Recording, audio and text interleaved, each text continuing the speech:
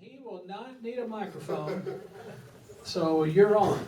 Before I get started, I'm going to go ahead and give one happy dollar to the club for you guys' inspiration. Seeing you guys come here and the camaraderie that you all have, it's something that makes me, as a young individual, feel like, you know what, I can have this much fun for the rest of my life. So it's in honor of the fun that you guys have. So thank you. Thank you. All right.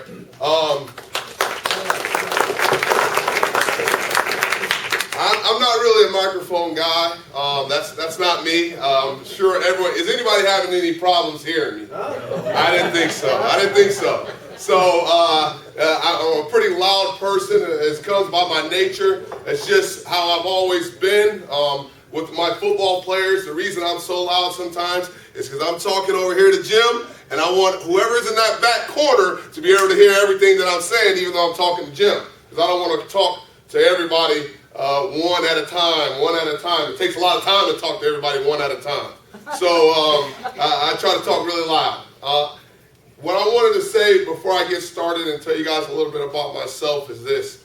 What you guys are doing throughout the community, really throughout the world, is unprecedented. It's unbelievable. We all get so caught up in what we do on a day-to-day basis that sometimes we forget that, so much is really going on, in areas that we don't participate in on a day-to-day basis. And, I just want to give you guys a round of applause for all that you're doing out there and the things you continue to do.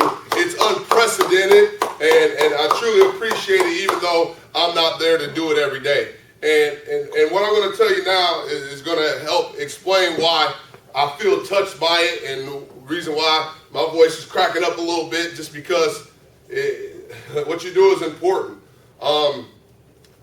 Again, my name is Jamarcus Shephard. I'm the passing game coordinator and wide receiver coach at Purdue University. It's a pleasure to be there. How did I get there? That's where the real story is with me. I'm originally from Fort Wayne, Indiana, so from right here in the state. I went to a high school up there, Northrop High School, where I played football, ran track and field, all the good stuff, wrestled, and played a little bit of basketball, not a whole lot. I grew up in one of probably the toughest home lives that a person could have. Around the age of 5, that's when I first started to realize that my mother was addicted to drugs. And over the next couple of years, eventually I ended up going to live with my grandmother. My father actually was incarcerated before I was born. So while my mother was pregnant with me, my father got incarcerated. The first time I actually got the opportunity to meet him, I was 16 years old. I remember it like it was yesterday. I was sitting on the couch, and my skin tends to get dry during the summer months, and I was getting ready to go play basketball. I was putting some lotion on the knees so they wouldn't be too ashy, and he knocked on the door and said, "You don't even know who I am." And I said, "No, I do. You're my dad." I knew instantly. Well, about 8 months later, he got locked back up, and he got out just about 2 years ago in May, and he passed away. He had a brain aneurysm while he was incarcerated, and passed away. All right. So didn't really get a whole lot of time to spend with my father. My brother, he was my inspiration. He played football. That's why I played football. He ran track. That's why I ran track. He wrestled. That's why I wrestled. He was a good student. That's why I was a good student. Well, you know what? He got in trouble and ended up getting locked up as well. My mother eventually got arrested, and you know what? So goes the story. Lived with my grandmother. Grandma tried hard, man. She's an old woman from the South, She taught me the Southern ways to do things. Grandma, she's a Southern woman now. Yes, sir. No, sir. Yes, ma'am. No, ma'am. That's ingrained in me, okay? The switch, okay? It's ingrained on my butt cheeks, okay? The switch, okay? All right? She did her best. Grandma never even graduated from high school. So Grandma never worked for a as long as I've ever known, and but she took care of us the best she could. We didn't have a lot. It's your typical sob story, and a lot of guys that I work with, they have that story where, you know what, lights are getting turned off, don't have food to eat. I tell a lot of people sometimes the reason why I was so good at school was because, shoot, if I didn't go to school and get free lunch, I wouldn't be eating. So I couldn't get kicked out of school. I had to go there and be a good student all the time. I wanted to make sure I could eat every day. It was a struggle. And I don't tell you guys this because I want you to feel bad for me. At a point there, I realized that there were some folks in my life who had not done the right thing. And I honestly just said one day, well, let me do the right thing and see if it just turns out better. Let's just see if it turns out better. Well, I ended up graduating from high school with honors. I earned the Lilly Endowment Scholarship from Eli Lilly as a senior because of my academics as well as my community service throughout my community.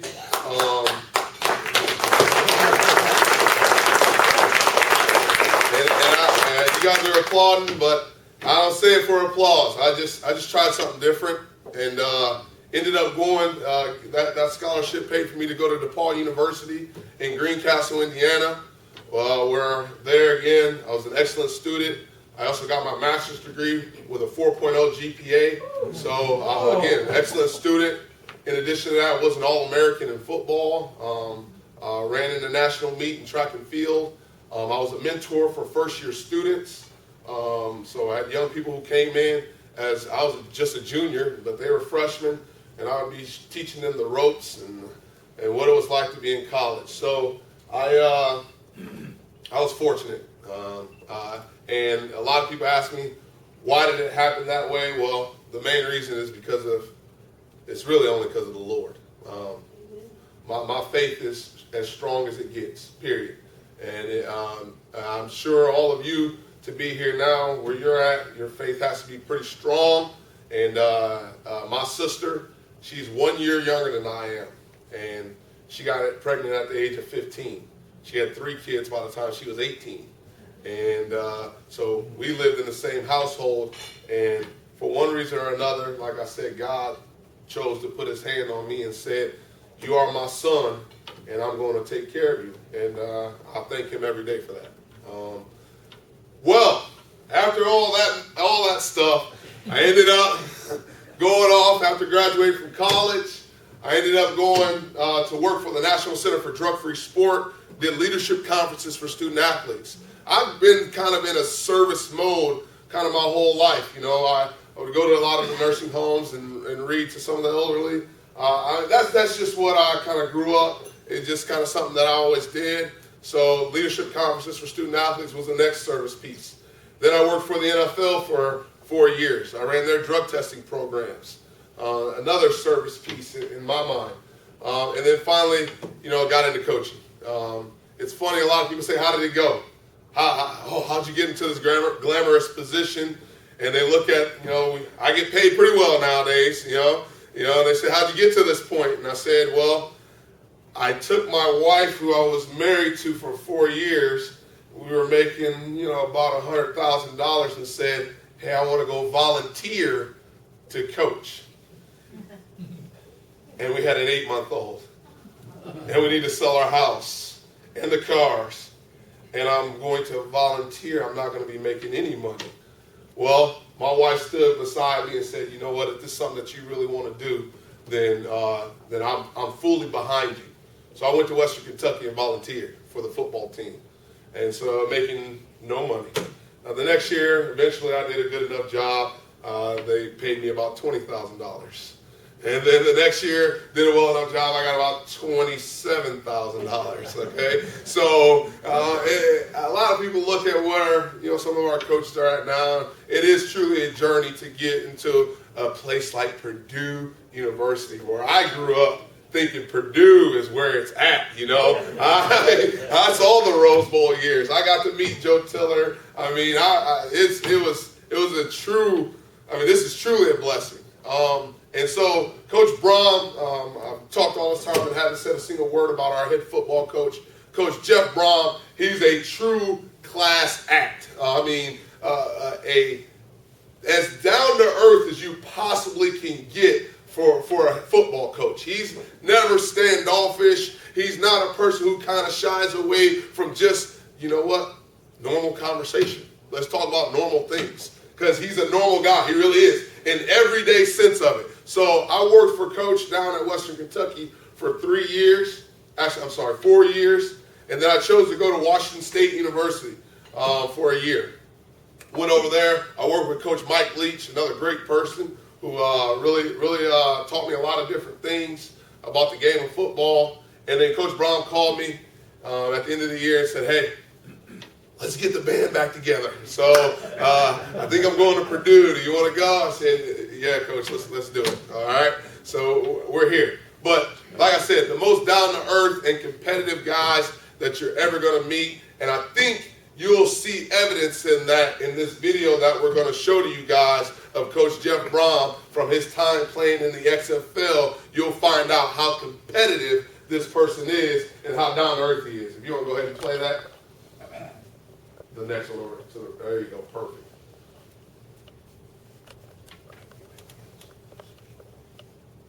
The Orlando Ranger, led by quarterback Jeff Brom, 7 TD passes, one of the XFL's first stars. Amazingly, he'll start tonight after a punishing shot that knocked him out.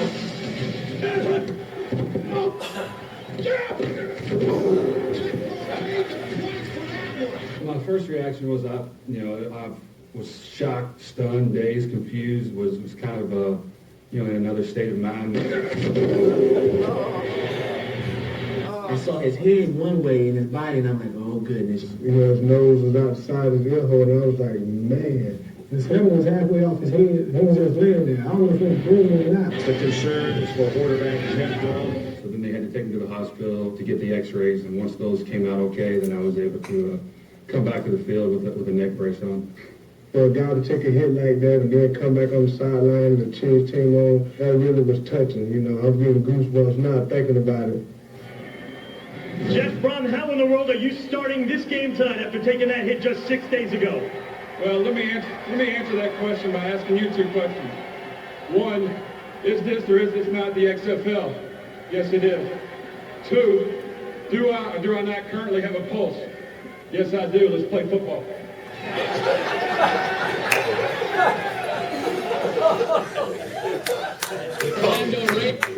So as you can see, do I or do I not have a pulse?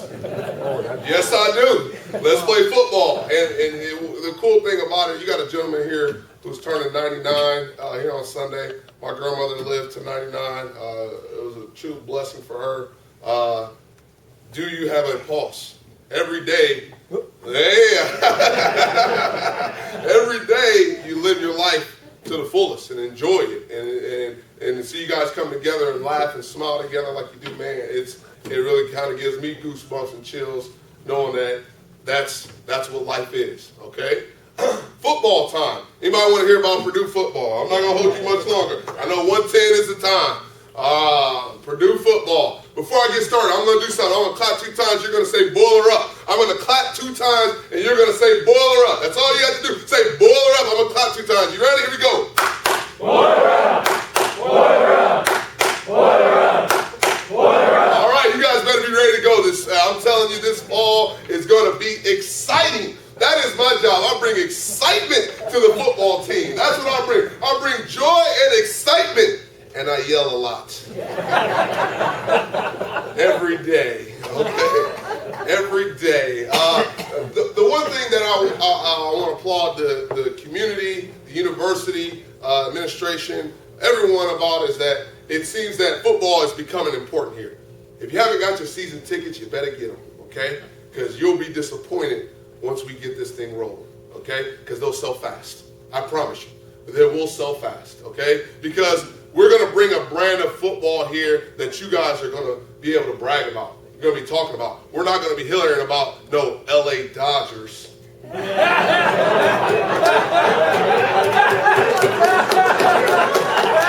not going to be talking about the LA Dodgers.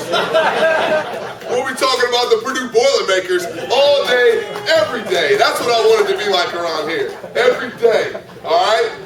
Look, on offense, our offense, we really like to bring the most excitement we possibly can. If you saw any of our spring game, we have a play called that we did called fake flea flicker, all right? We're handing off the flea flicker to our back, and the back turns around, fakes like he's going to pitch it. No one's ever done this before. And then he turns around and he actually just runs the ball. Those kind of things, we're not afraid of, kind of drawing up in the dirt and then going out and executing those plays. That's what we're not afraid of. So you're going to see some exciting plays and excitement every game that you come and attend. Let's be real honest about where we're at right now as a football program. You guys are making it very important, but I think right now with what you're doing, it's helping these players to make it important. I don't know that football was as important to some of the guys that we have here currently on this roster. And that's just me telling you how it is. I don't know if it was as important. And maybe that derives from a number of different things. I can't quite put my thumb on it. But right now, we're pushing the envelope to get them to really make football important here at Purdue University. They're working at it hard. I'm telling you, they're working hard. We got a bunch of guys who are hungry. They're hungry guys. They want to learn, and they want to go out there and perform for you. Okay, we got a ways to go before they're ready to be unveiled, and you guys get to see the finished product. The great part about it is there will be a finished product, okay? And that finished product for all of us, if you see the competitive nature in our head football coach, that's in every single one of us, our entire staff.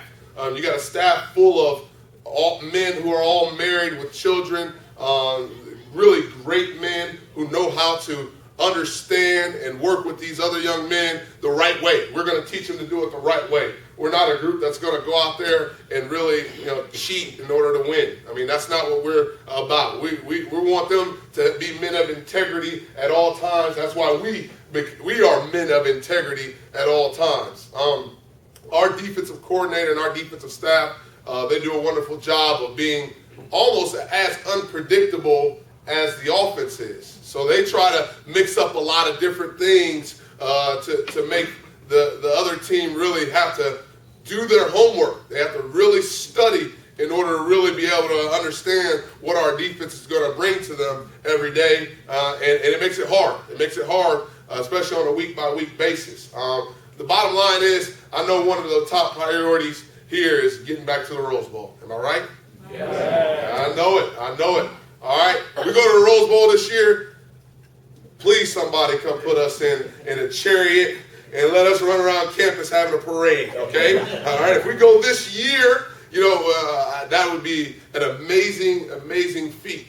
We got a lot of work to do here before we're going to be. Now, with that being said, we're not going to shy away from it. We're the type of guys who, with our team, yeah, we're going to be talking Rose Bowl. Yeah, we're going to be talking national championship. Yeah, we're going to be talking all that stuff. To you guys, hey, we just want to win the next game, okay? And that's what it's all about. We want to win the next game. It's called, you don't talk much, but you carry a big stick. So when we walk out on the field, we got a big stick that we're going to hit them with, okay? All right? We got a huge stick that we can hit them with.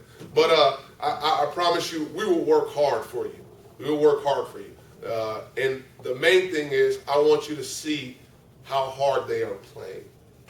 They are going to play hard. I think you guys can appreciate that. I grew up in Indiana. To me, Indiana is a blue-collar place.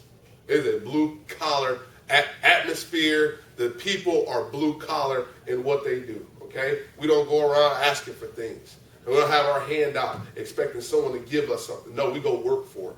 We go work hard for it. Okay? Because at the end of the day, the things that you've worked hard for, you tend to appreciate more. Okay? So our football team will be a blue-collar type of football team. We're not going to be the glitz and glam. That's not us. They're going to play hard, and you will see it.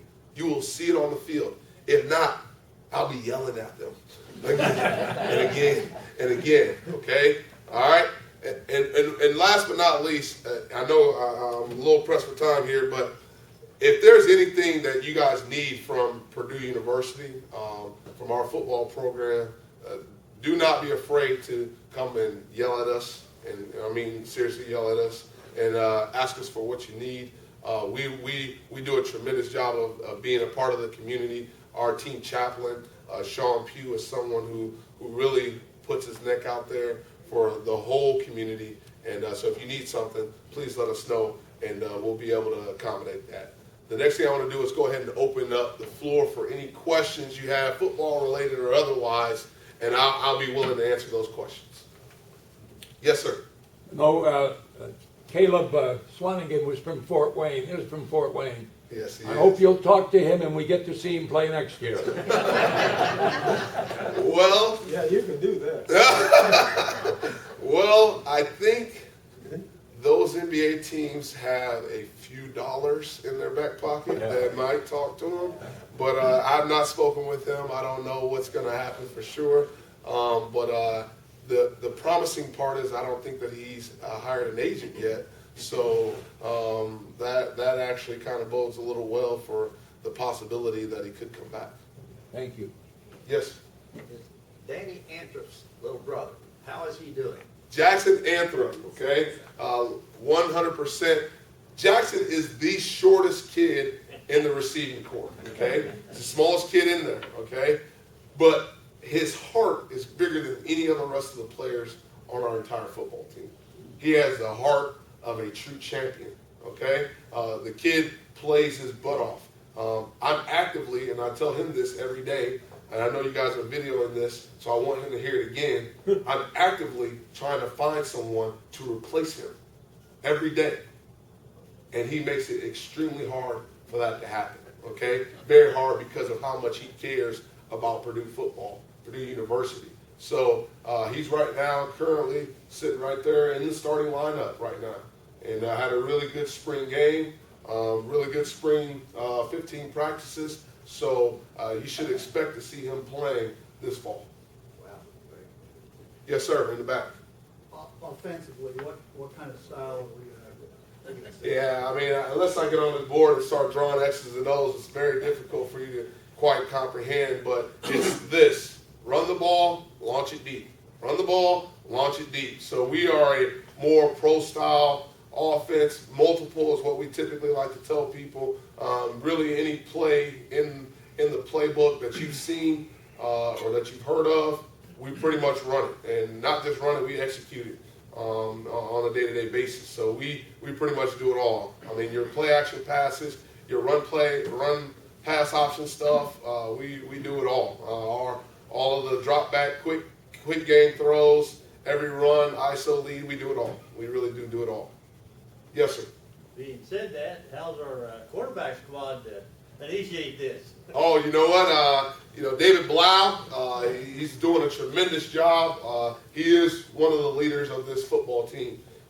He's kind of rallied the troops. Everyone sort of follows behind him and what he does. So he's a good one to follow. So I know that him and Drew Brees communicate with each other on a pretty regular basis. And so I think he's getting a lot of tutelage from some really great quarterbacks. His position coach, Bryant Brom, just finished up playing in the NFL for the and some Canadian League teams. So he's just fresh out of playing. So he's really giving him a good understanding of how to play the position. Yes, sir. Are you involved in recruiting for next year now? And what's the new the impact of the new football complex? Ooh, two tremendous questions. On Monday, I will be leaving, and I'm headed to recruit for 5 weeks. So I'll be going for 5 weeks on this upcoming Monday. So going everywhere from Las Vegas to California to... Your wife know that. What's that? Your wife know that. That's why you schedule a trip to Vegas for 1 day. That's all you get. You get 1 day.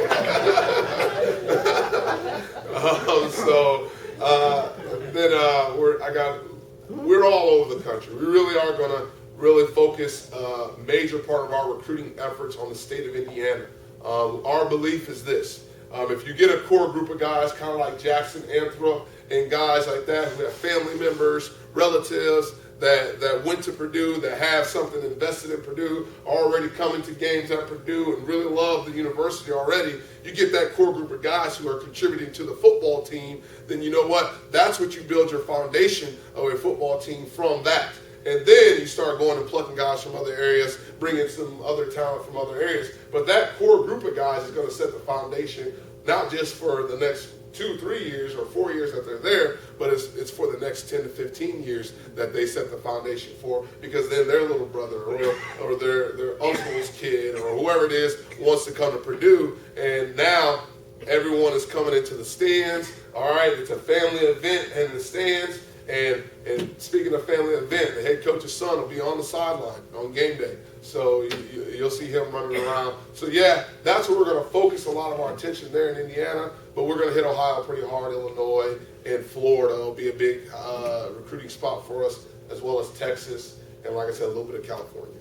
The new complex? New complex is when you go into other places. I've been to quite a few places. University of Oregon, I've been there. Washington State had a pretty good facility. Go to Alabama's facility. You go to those places, it is a recruiting tool, period. Okay? Everybody has facilities. Everybody has a nice place to eat. Okay? But when the recruit walks in and it looks like what our facility is going to look like, it's going to help us in recruiting big time. I'm not going to toot my horn too much, but we're pretty good football coaches. All right? But if we don't have good players, I'll be a terrible football coach, okay? All right? You guys are running me out of here, okay? But certainly that's the main emphasis for that facility. Not to mention our players are going to benefit from it tremendously, because everything will be located in one location. All right. Good? Thank you. Thank you again.